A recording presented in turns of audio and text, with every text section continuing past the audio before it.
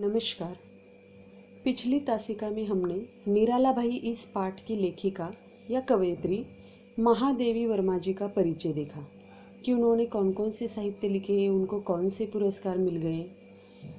तो आज हम परिच्छेद के अनुसार पाठ देखेंगे। बीच बीच में मैं आपको जो कठिन शब्द आए हैं उसका अर्थ बताऊंगी, आप ध्यान से सुनिए।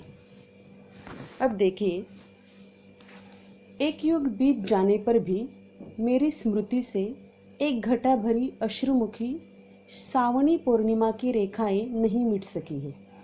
उन रेखाओं के उजले रंग न जाने किस व्यथा से गीले हैं कि अब तक सुख भी नहीं पाए हैं, उड़ना तो दूर की बात। इस परिच्छेद में महादेवी वर्मा जी ने उनकी जो स्मृतियाँ हैं निरालाबाई के साथ जुड़ी हुई, उसके बारे में वो बता रही कि आज भी मुझे वो चेहरा याद आ रहा है, जो दुख से भरा। ऐसा चेहरा मुझे आज भी याद आ रहा है, ऐसा महादेवी वर्मा कहती है। यहाँ पर घटा ये जो शब्द है उसका मतलब है बादल, अश्रुमुखी यानी रुआसी। अगला परिच्छेद देखिए।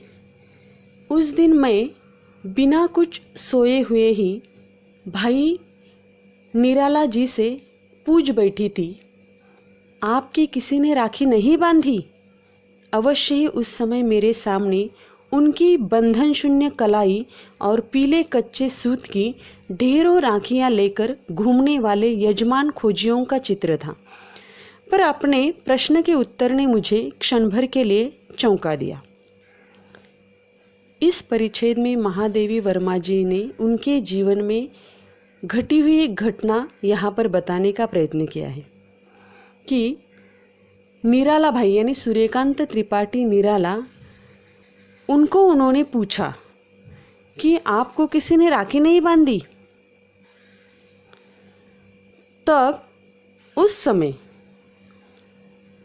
महादेवी वर्मा जी का ये प्रश्न सुनकर निराला भाई का जो चेहरा था वो देखने लायक हुआ था। मानो उनके चेहरे पर दुख झलक रहा था, मानो ऐसा लग रहा था उनका चेहरा कि यजमान खोजियों का चित्र उनके आंखों के सामने वो दिखाई दे रहा था। ऐसा उनका चेहरा, बंधन शून्य कलाई, ऐसा उनका चेहरा उन्हें दिखाई दिया। यहाँ पर बंधन शून्य का मतलब है किसी का बंधन न होना, यजमान यानी यज्ञ रखने वाले।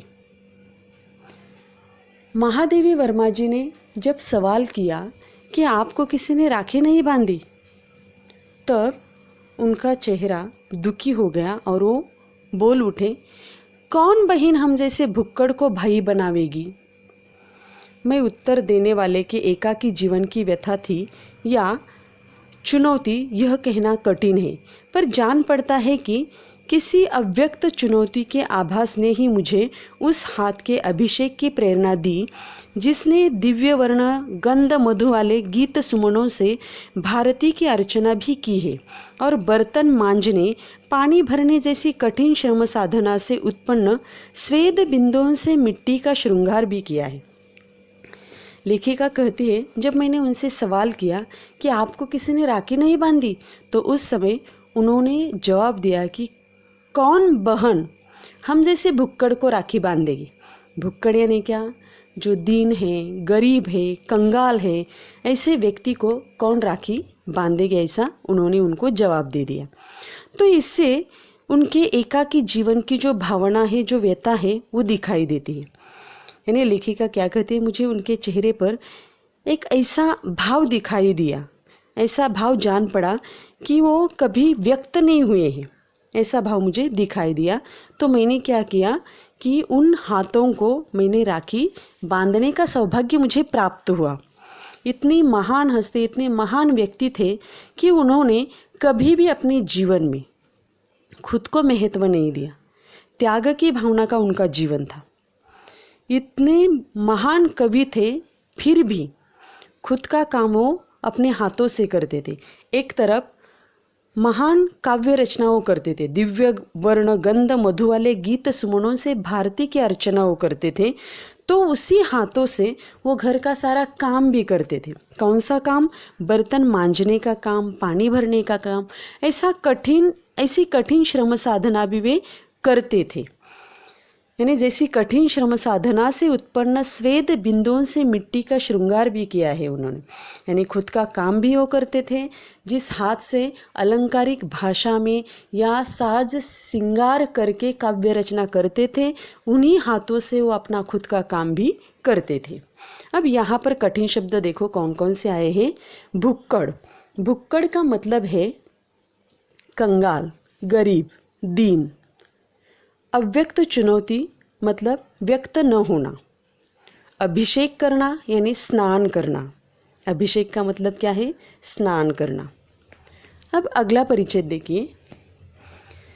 दिन रात के पगों से वर्षों की सीमा पार करने वाले अतीत ने आग के अक्षरों में आंसू के रंग भर भर कर ऐसी अनेक चित्रकथाएं आग डाली है, जितनी इस महान कवि और असाधारण मानव के जीवन की मार्मिक झांकी मिल सकती है। पर उन सबको संभाल सके ऐसा एक चित्राधार पा लेना सहज नहीं। यहाँ पर महादेवी वर्मा जी क्या कहते हैं कि ये जो निराला जी की यादें हैं, आज भी मुझे बहुत याद आती है। जब मैं मेरे आँखों के सामने उनका चित्र तैरता है तो पूरा जीवन, उनके मार्मिक जीवन की झांकी मुझे आज भी याद आ जाती है। ऐसी महान व्यक्ति अपने जीवन में पा लेना ये कोई सहज बात नहीं है, ऐसा महादेवी वर्मा जी ने सूर्यकांत त्रिपाठी निराला जी के बारे में कहा है। अब अगला परिच्छेद देखिए। उनके अस्त व्यस्त जीवन को व्यवस्थित करने के असफल प्रयासों का स्मरण कर मुझे आज भी हंसी आ जाती है। एक बार अपनी निर्बंध उदारता की तीव्र आलोचना सुनने के बाद उन्होंने व्यवस्थित रहने का वचन दिया। इस परिच्छेद में महादेवी वर्मा जी ने उनके अस्ताव्यस्त जीवन के बारे में बताया है कि कोई नियोजन नहीं था उनके जीवन में। अगर पैसे आते हैं तो किसी अच्छे काम के लिए वो लगा देना, ऐसा उनका स्वभाव था। तो यहाँ पर महादेवी वर्मा जी ने वो भी प्रसंग यहाँ पर याद दिलाने का प्रयत्न किया है कि उनका जो जीवन था वो कैसा बिखरा हुआ जीवन था। असफल प्रयासों का स्मरण कर मुझे आज भी हंसी आती है। उनका अस्तव्यस्त जीवन जब लेखिका को याद आता है तो उसे क्या होती है, आज भी हंसी आ जाती है। निर्बंध उदारता यानी कोई बंधन नहीं है ऐसा इंसान। तो लेखिका ने एक प्रसंग बताया है कि संयोग से तभी उन्हें कहीं से 300 रुपये मिल गए। वही पूंजी मेरे पास जमा करके उन्होंने मुझे अपने खर्च का बजट बना देने का आदेश दिया। जिन्हें मेरा व्यक्तिगत हिसाब रखना पड़ता है वे जानते हैं कि यह कार्य मेरे लिए कितना दुष्कर है। न वे मेरी चादर लंबी कर पाते हैं, न मुझे पैर सिकोड़ने पर बाध्य कर सकते हैं। और इस प्रकार एक विचित्र रस्सा कशी में 30 दिन बीतते रहते हैं। लेखिका महादेवी वर्मा जी ने और एक प्रसंग उनके जीवन में जो घटा है उसके बारे में बताएं। एक दिन क्या हो जाता है कि निराला भाई यानी सूर्यकांत त्रिपाठी निराला लेखिका के पास 300 रुपये ला कर देते हैं, क्योंकि लेखिका उन्हें क्या कहती है कि उनका जीवन कैसा है, अस्त व्यस्त है, बिखरा हुआ है, किसी भी चीज़ या कोई भी जीवन में उनका नियोजन नहीं है।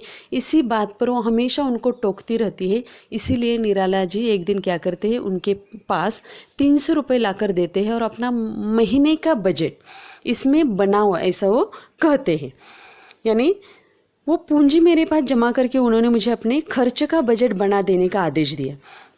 जिन्हें मेरा व्यक्तिगत हिसाब रखना पड़ता है वे जानते हैं कि यह कार्य मेरे लिए कितना दुष्कर है। यानी वो पैसे उन्होंने दिए हैं, उनको पता है कि ये एक महीने पर नहीं चलेगा, 1-2 दिन में ही खर्च हो जाएगा। और वैसा ही होता है कि निराला भाई लेखिका को 300 रुपये देते हैं खर्च का बजट बनाने के लिए, पर बजट बनते बनते क्या हो जाता है, सारे पैसे लेकर ज़रूरतमंद लोगों को दे डालते हैं। ठीक है, आज हम यहाँ तक ही पढ़ेंगे। अगला जो शेष भाग है वो हम कल देखेंगे। धन्यवाद।